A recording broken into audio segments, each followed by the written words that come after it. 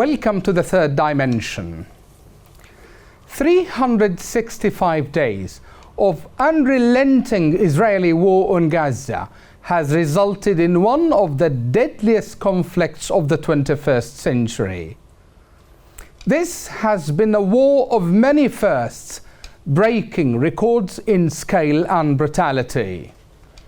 Nearly 42,000 Palestinians have since been killed, mostly women and children, and over 97,000 injured, according to local health authorities.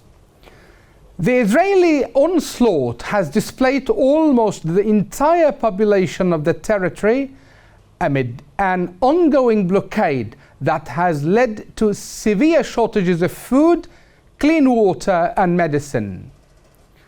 The United Nations experts have warned that the international legal order is breaking down in Gaza, describing it as the most profound crisis since the end of World War II. Meanwhile, the international community's failure to secure a ceasefire hasn't only enabled the continuation of the Israeli brutality, but widened it to the broader region, setting Lebanon ablaze with violence and destruction.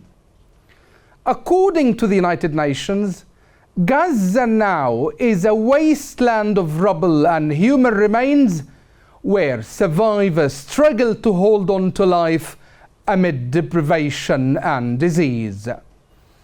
To impact this topic, joins me from Ramallah, Mr. Dimitri Diliani. Mr. Dimitri is a member of the Revolutionary Council and is Fatah Reformist Democratic Faction spokesperson. Mr. Diliani, welcome to the program. Thanks for having me. Okay. Now, marking almost 1 year since the start of the Israeli genocidal offensive in Gaza began, a group of independent human rights and experts issued a statement. The statement is entitled, "The International Order is Breaking Down in Gaza." What do you make out of the title of the statement, Mr. Diliani? The title is absolutely accurate. The world order has been shattered by the genocide committed by the state of Israel with the help and support of Western countries that have put together the current world order, namely the United States of America, the UK, Germany, and many others. This is a genocide that in 1 year has managed to break world records in a negative way. For example, this is the most documented genocide. This is the genocide with the most children victims. This is a genocide with the most in recent history women's victims. This is the only genocide that has managed to obliterate 100% of upper education institutions, universities in Gaza. This is a genocide that has caused 75% of all infrastructure, civilian infrastructure, to be either bombed through airstrikes or through artillery, leading up to devastation that is unseen in such densely populated area. This genocide has by all means has been a challenge to peace-loving people around the world that obviously are losing the battle to special interest groups, to the military industry complex in the United States, to the Zionist grab of politics in major countries like the United States of America and the UK, and most definitely, I think, the most Zionist country in the world, besides Israel, Germany. So I do understand where that headline or the title for the statement comes from, and I totally agree with it. Yeah, okay. Now, always within the debate of Israeli genocide in Gaza, and in that report also, Mr. Diliani, okay, the expert said the provisional measures ordered by the International Court of Justice, ICJ, to prevent genocidal acts and preserve evidence of crimes committed in Gaza remain unfulfilled. Okay? So it seems, Mr. Diliani, what has been fulfilled is the Israeli leaders' promises to destroy Gaza instead. How do you react? Yes, the Israeli leaders' promises to their own people October 8th and 9th of 2023 were not fulfilled. Hamas is far from being destroyed, and the hostages are still not returned.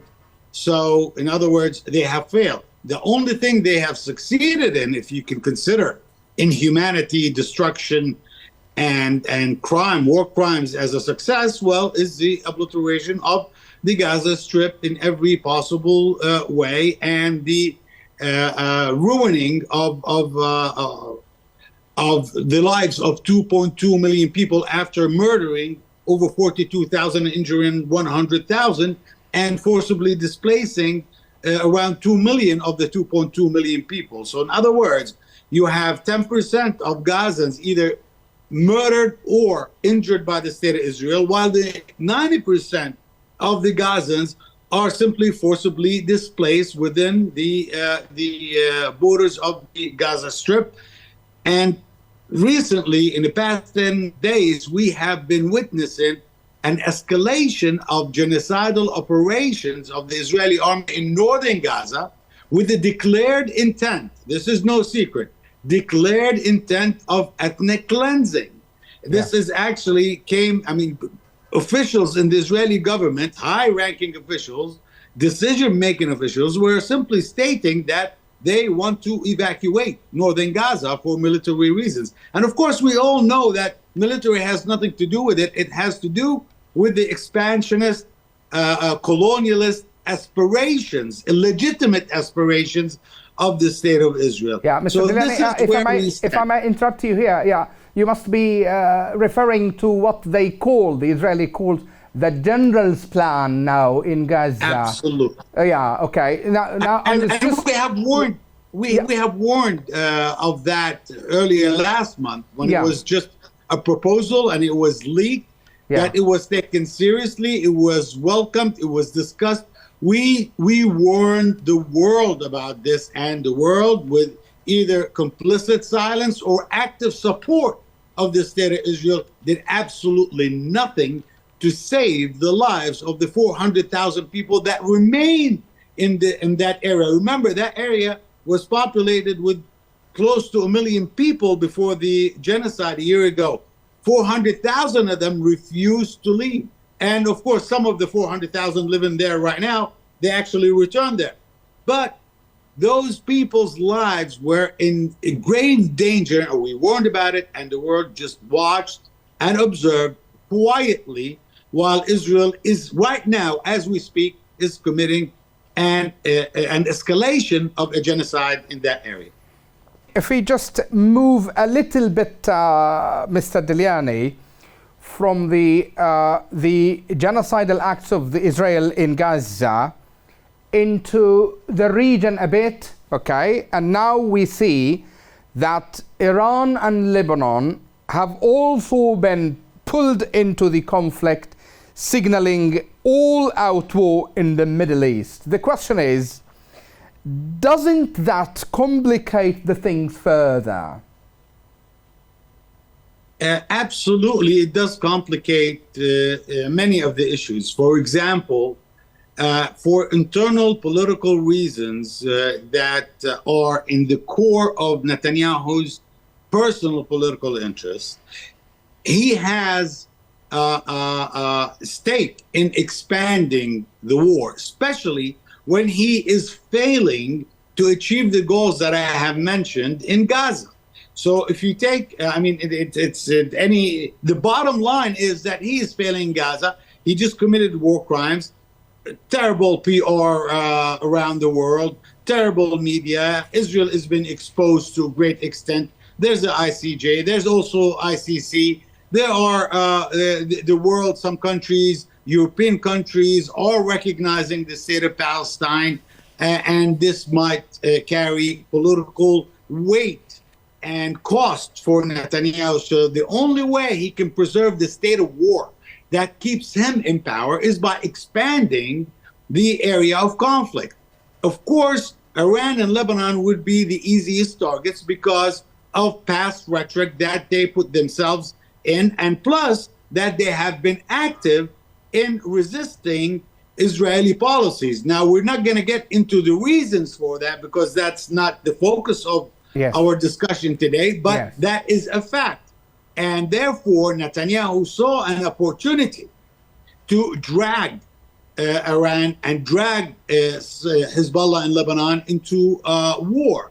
And this is what he has done. And so far, for his own political reasons and goals, he has achieved what he wanted, because since he started the war on Lebanon and started with the assassinations, so whether it was in Iran or in Lebanon, his popularity has improved. And his party's popularity has also improved to the point that today in polls, Likud party that he presides over is the number one. It's back on top. And this is exactly what he wanted. And war, open war, having Gaza as a secondary area of conflict as Israel defines it now, while the primary being Lebanon, and possible expansions to Iraq, Syria, and most definitely Iran. And this is being coordinated right now as we speak with the United States of America. Netanyahu guarantees that this conflict is going to last for years. And the way it's going, it's paying off for him in terms of domestic politics. And this is a person that the world could burn for him. He wouldn't care as long as he's in power. And he is achieving that. And there are many reasons for that. One of these reasons is that Israeli societal values are such violent, bloody, supremacist, and dehumanizing values that will allow for such radicals, such violent terrorists as Netanyahu to be popular, along with the rest of the gang that is ruling the state of Israel, such as Ben Gvir, Smotrich, and the others. Okay. If we come back again to Gaza, Mr. Diliani, and of course you followed with many around the world, okay, the pro-Palestinian protests, okay, that erupted across the globe, okay, against this Israeli genocide in Gaza. The question is, okay, how has this helped to bring the Palestinian question to the forefront? Most definitely that the world, as I said earlier, that this is the most documented genocide in history, and the world was seen in live stream the atrocities that Israel was causing in Gaza, and the children being buried alive, and women being slaughtered left and right, and hospitals being airstruck, and churches and mosques being destroyed. So people with basic human instinct, they move. And this has caused, to a great extent, the appearance within 1 year to the appearance, and in many areas the prominence of young political leaders in Europe and even in the United States of America, despite the Zionist lobbies, financial and political power, to rise for this new age politicians that refuse the status quo, refuse to stand quiet as genocide is taking place, and they have been vocal. We have seen actual change as a result of these protests and activism, like what happened in Norway and what happened in Spain And we are waiting to see what's going to happen in November in the United States of America. Despite that, the Zionist lobby and the American military complex is pumping hundreds of millions of dollars. I mean, imagine the widow of Sheldon Adelson is donating $100 million to Donald Trump to support the war. So they're pumping in billions of dollars, but at the same time, there are hurdles that today, if you're associated with a Zionist organization, you might get people to question you, question your motives, question your priorities. This before the genocide in Gaza was not possible. I'm a person that have experience, an actual practical experience in the American political system, that I can clearly tell you nobody would question any Zionist position that anybody would take a few years ago. And especially when I was more involved in the late 90s. But today, yes, if you stand by genocide, you will be heckled. You will be asked questions. You will be faced with opponents with opposing position. So this is all new that I do not see strategically that the Zionist lobby and special interest groups can control. It's a fact. We are witnessing a revolution. We are witnessing the first stages of such a revolution that hopefully will be able, the revolution will be able to grow and kind of put things into perspective and stop giving the immunity and the unwarranted protection for a war criminal state like Israel.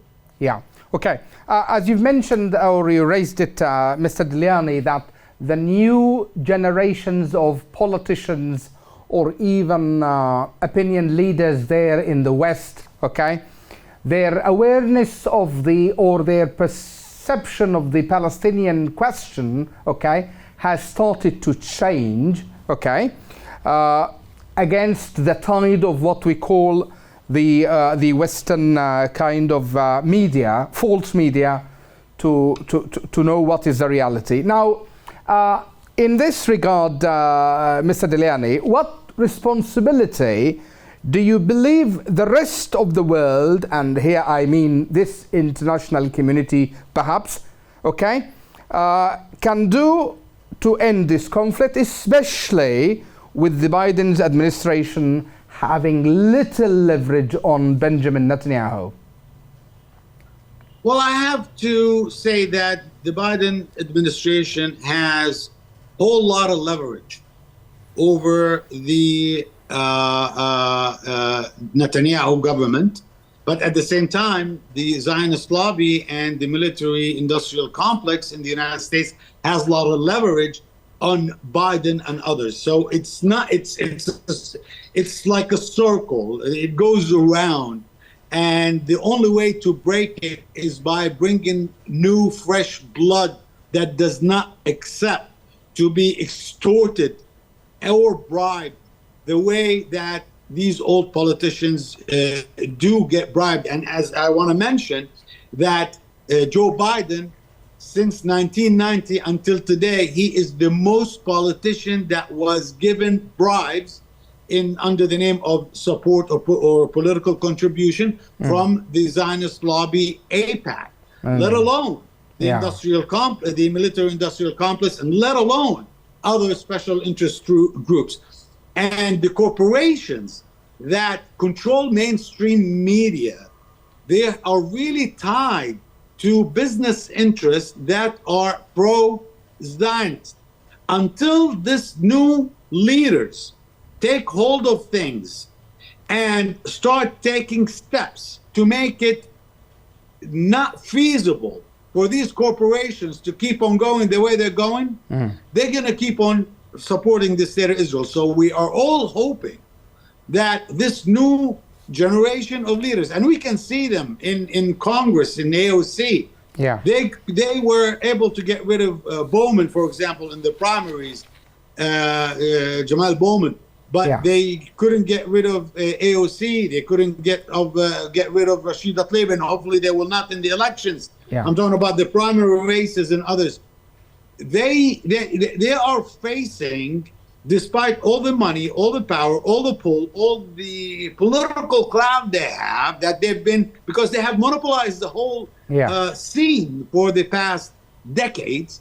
I believe that the new generation will put stop to it and will make it harder for somebody to keep on supporting the state of Israel, to the point that people who are proud to be Zionists, like Joe Biden, stating that he's Zionist and being proud of it, tomorrow they will be ashamed because they will be exposed, and Zionism will be exposed as a supremacist, genocidal ideology. Okay. A final point, if you may, Mr. Diliani. Okay. Now, as we can see, the Middle East is simmering, and escalation is there in Lebanon and there in the Red Sea, in Yemen, etc. Okay. My question is, what hope do you have for long-term peace in the region amid all these developments? I cannot really clearly see that the state of Israel as a society, as a political system, and as political leadership is ready at this moment to be engaged in a political process that would get us to stability and peace. The state of Israel is a colonialist, expansionist country built on genocidal, supremacist ideology, Zionism, and until the state of Israel recognizes this and fixes it from within through education, through policies, internal policies, I think only then we have hope to achieve stability and peace. But up until then, I do not see the state of Israel is ready or wanting to live in peace or stability. At the end of the day, all colonialist countries have war as number one priority for them, and the state of Israel has proven that this is the case for them. Okay, I'm afraid I have to leave it there, Mr. Diliani. Thank you so much for your time and insights, and thank you for talking to Yemen Today TV. Thanks for having me. That's all for this time.